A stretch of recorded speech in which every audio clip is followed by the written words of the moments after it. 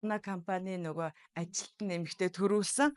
Тэгээд ингээд нөгөө гэрт нь очиод маамаагаа голдон нөгөө нэг дээр үе тэрэг агаж тэгээд ингээд тойроод суучихсан нөгөө ажилчны эргэж очиж байгаа.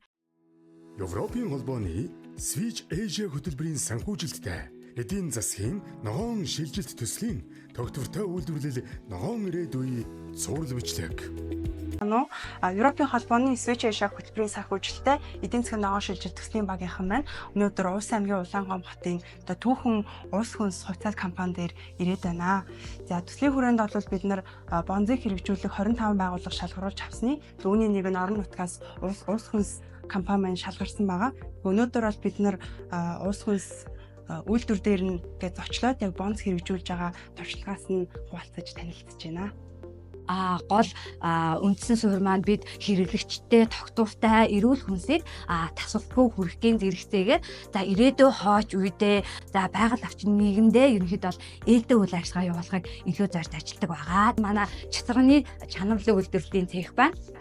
За бид эндээ 3 төрлийн чанамлыг үйлдвэрлэдэг байгаа. Эндээ тухайн бүтээгдэхүүний маань сав баглаа боотно. За дахин боловсруулах шилэн савлгаагаар шийдсэн бөгөөд бид хариу буцааны эргүүлэн татж авч за бүтээгдэхүүнийхээ үйлдвэрлэлд ашигладаг байгаа.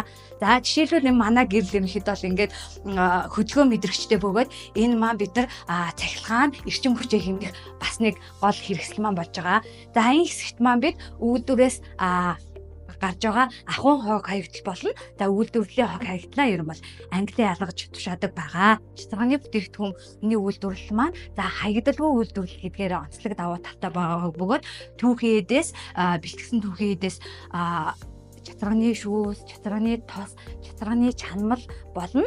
За чацрагантай жигнэмэг, чацрагны цайны бэлтгэл гэх мэт бүтээгдэхүүнийг үйлдвэрлээд тухайн чацрагын жимснээс ямар нэгэн хог хаягдал гарахгүйгээр бүтээгдэхүүн болж gara онцлог давуу талтай. Өнөөдөр бид нар овс хүнс компани дээр ирлээ.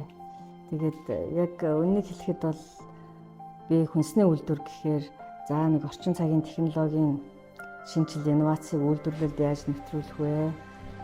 Массын бүтээгдэхүүн яаж үйлдвэрлэх вэ гэдэг зорилготой стратегтэй л ер нь явдаг байх гэж бодож байсан. Гэтэл бид бүхэн яг энэ үйлдвэрээр нь ороод ингээд үзэхээр Монгол улсын төдийгүй одоо дэлхийн нийтийн хүнсний үйлдвэрлэлийн чиг хандлага хаашаа явж байна. Тэрнийг маш сайн шингээсэн. Уламжилт үйлдвэрлэлийн арга технологи, за орчин үеийн хэрэглэгчийн хэрэгцээ, шаардлага, эрэлт, за экспортын чиг хандлагад нийцүүлсэн ийм бүтээгдэхүүн үйлдвэрлээд явж байгаа нь үнэхээр бахархалтай байна. Ялангуяа бүтээгдэхүүний үйлдвэрлэл уламжлалт аргаар үйлдвэрлэхэд юм байдаг. За орчин цагийн одоо шинжлэх ухааны нололт нэвтрүүлсэн арай хурдан төрхөн үйлдвэрлээд явахад ямар байх вэ гэдэг ялангуяа хөдөөж хүн гаралтай сүүсүүн бүтээгдэхүүний үйлдвэрлэлийг сая бид нар үзэхэд бол эсрэг үйлдвэрлэж байгаа технологи бол яг л боломжтой. Монголоор үйлдвэрлэж байгаа аригны тусаа авч байгаа. Энэ маань эргээд нөгөө байгаль орчинд хор нөлөөгүй, хог хаягдалгүй, яг жинхэнэ тойрог эдийн засаг гэдэг концепцийг танай үйлдвэр бол маш зөв өөрийн үйлдвэрлэлээр харуулж байна. Мэдээж Улс аймаг бол тийм одоо манай Монгол улсын баруун хязгаарт байгаа хамгийн их гайхамшигтай нөөц баялаг ихтэй ийм аймаг. Бид бол өчтөр бас оролцож хийсэн сургалтын явцад оролцогч нартай ярилцж байхад Улс аймаг бол тийм зөвхөн нуур ус биш тийм мод уул за тэгээд илс гой одоо юу гэдэг Монголд байдаг бүхий л өгөгдлүүд бүгд Улс аймагт байгаа байхгүй хамгийн гайхамшигтай. Тэгээд энэ гайхамшигтай нутаг усныхаа энэ өгөгдлүүдийг одоо ашиглаад тэгээд улсын ард түмэн өөрсдөө сэтгэлээсээ одоо гоё сэтгэлээ гаргаж хийдэг гэдэг бол аюул чухал үг байхгүй. Тэгээд энэ сэтгэлээ гаргаад тэгээд одоо эрхэм зорилготой дурдсан байна.